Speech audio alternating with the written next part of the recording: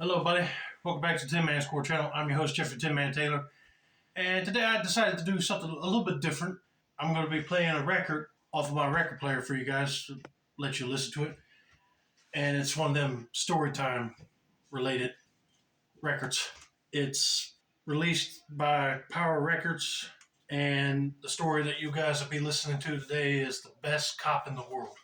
I've seen some other people on here do the exact same thing, but they got the picture of the album like on the video itself, and I don't know how to do that, so I'm just going to move the camera up here right next to the record player just so you guys can just take in classic radio drama, if you will.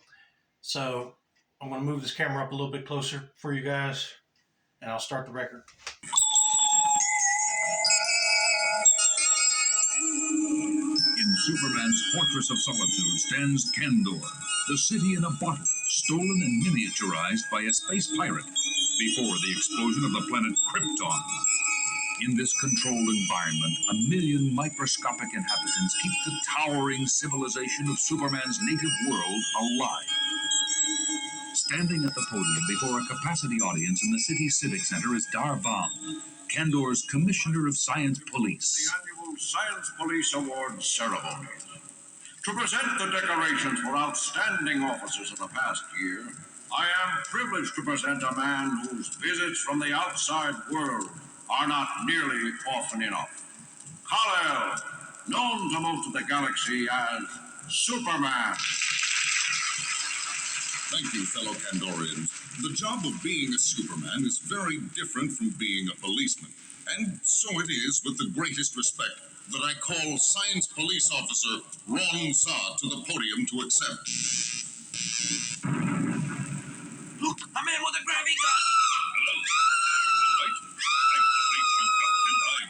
I'm going to do more than that, Ron Zod. He's running away! Look out for that gun! Somebody stop him! Hold on, Kal-El. Let go of me, Ron Zod. You're keeping me from getting hurt. You don't have your superpowers here in Kandor, not in an environment just like Krypton's. Let me do what I've been trained for. Watch. Over there, Roger! He's hiding behind the statue! Everyone clear the complex now. You know where to run, you Kandorian scum. Make a move for me and my gravity gun will blast your atoms apart! Blast away. It won't save. Roger's been hit! But look, his uniform is deflecting his gravity beam back at the terrorists, and it's... A neat trick, Ronza. How did you pull it off? Simple, Kal-El. Policemen on Earth are sometimes known to wear bulletproof vests. But we science police in Kandor have gone them one better. Our uniforms repel a would-be killer's ammunition right back to the source. He's in critical shape, but after a few hours in the rehabilitation booth, he'll be completely recovered. And then he can stand trial for attempting to assassinate our distinguished guest of honor. I'm indebted to you, Ronza. That was a fine display of police work. That's our Ron. Now you know how he got the reputation of being Kandor's finest.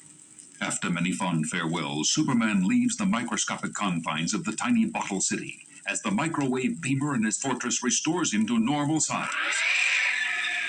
And then it's the Arctic fortress he leaves behind as he streaks back to Metropolis and his job as mild-mannered Clark Kent, anchorman for WGBS TV News. Okay, Clark, let's go over it again. Mr. Edge, I wanted to talk to you because... Wait, I think I got it. Mr. Edge, I wanted to talk to you because I really think I'm entitled to more. I mean, it's my opinion that, well, if it's all right with you, of course, could you please, maybe...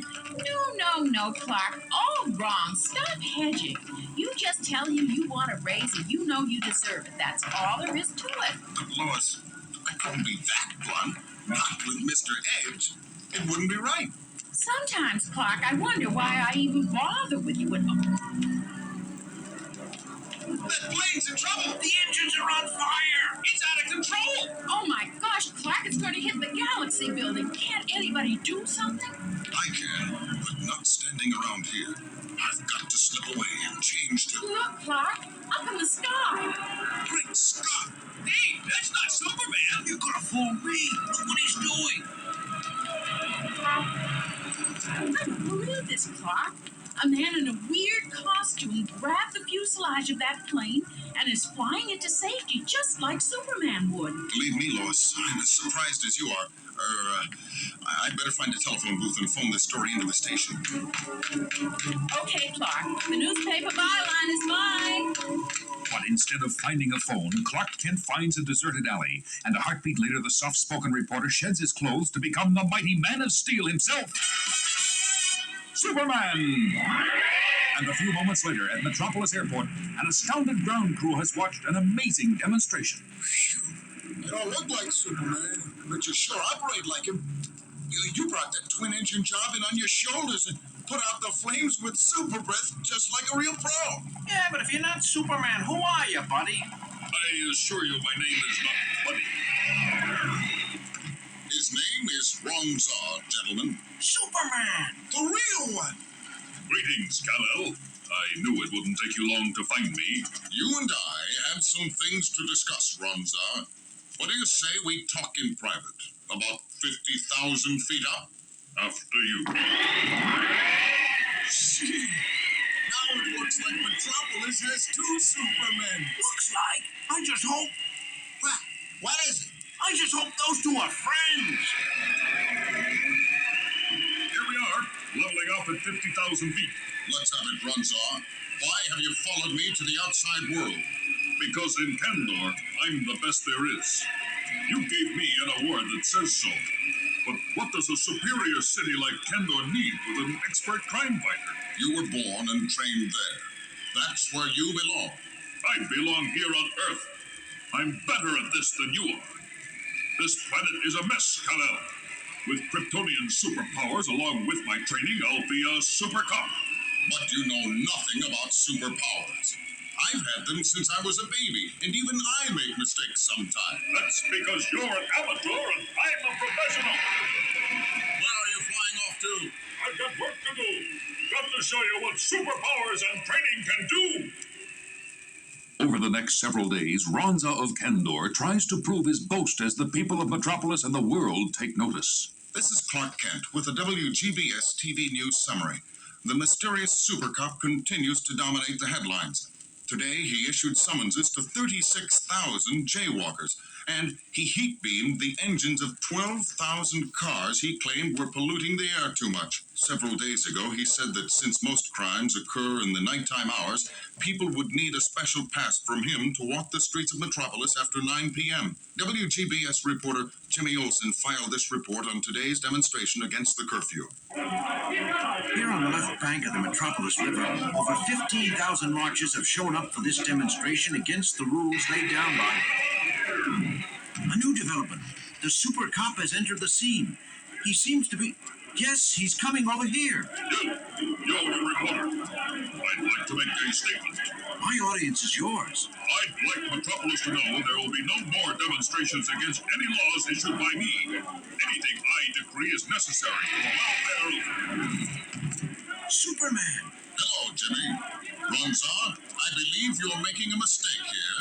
Move along, Kal-El. You should have done this years ago yourself.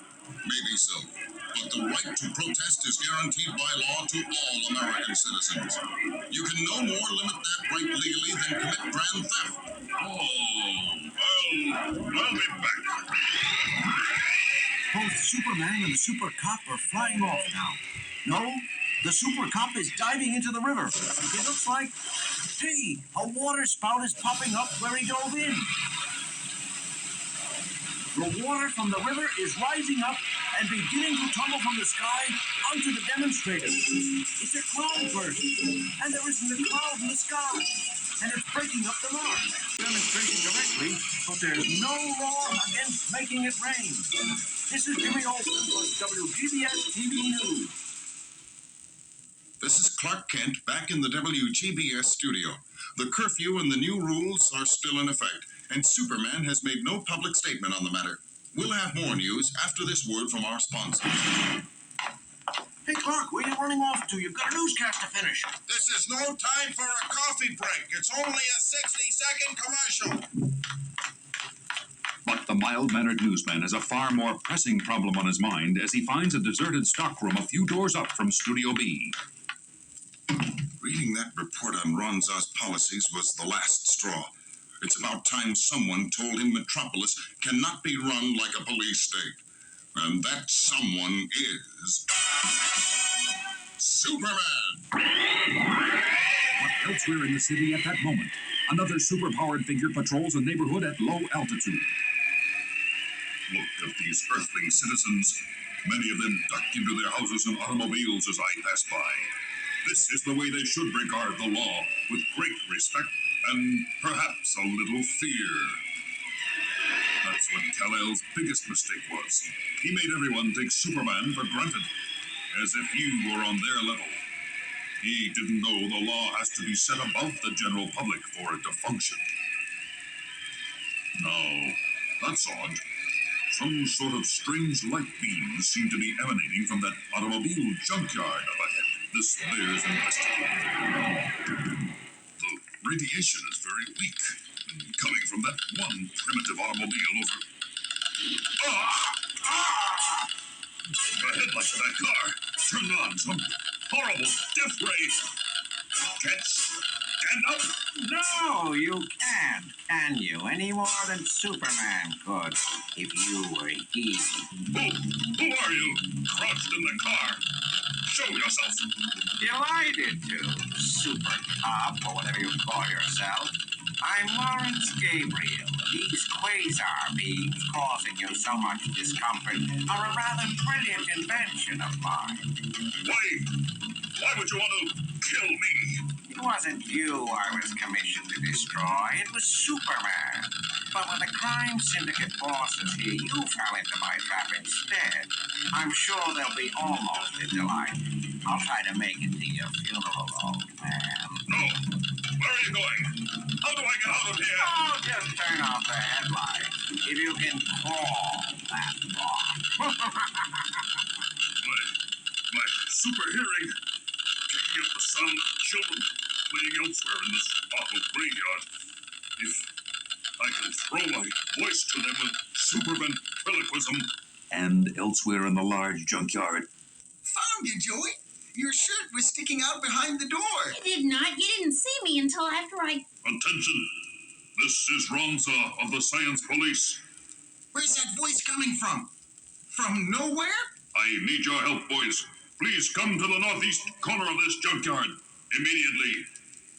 It's one of that creepo supercop's tricks. I don't know about you, but I ain't getting caught. Me neither. Maybe he passed a law says you get the electric chair for playing in junkyards. I'm done for. Little children are afraid to come near me, even when I'm helpless as a fish. Maybe Kal-El was right. Perhaps my methods were wrong. That sound. Is there time for hope? Kal-El! Now I know why they call you Superman. No time for that. The switches in this car are rusted and useless. I'll have to help the owner of this junkyard by crushing this particular car for him. Superman, Kal-El, you saved my life. How can I thank you? By doing your duty to your people, our people, in Kandor. I received a message just minutes ago that a crime wave has broken out, and the authorities are at their wits' end. I have work to do here, but in Kandor, they need you. But that scientist, Gabriel, he'll get away. I just delivered him personally to a federal prison. Been waiting for him to show his face so I could nab him for weeks. That's how I learned where you were. Now, if you'll excuse me, Ronza, I have work to do. As I do, home in Kandor, where they need me. As for Earth, well, I guess there's only one Superman.